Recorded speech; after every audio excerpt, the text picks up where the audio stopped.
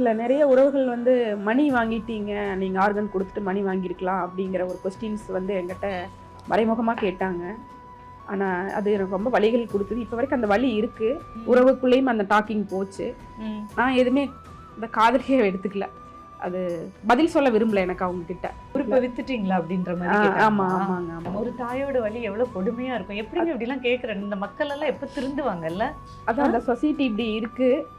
நம்ம சொசைட்டியில் நம்ம வந்து இந்த சமூகத்தில் நம்ம இதை செஞ்சிருக்கோம்.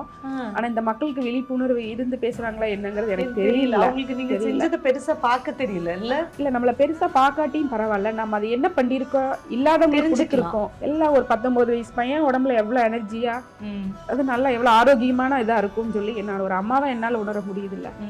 அதை நான் அதனாலதான் முடிவு எடுத்தேன். இந்த ஆரோக்கியமான ஆர்கன் எல்லாமே நம்ம வாழ வைக்கணும்.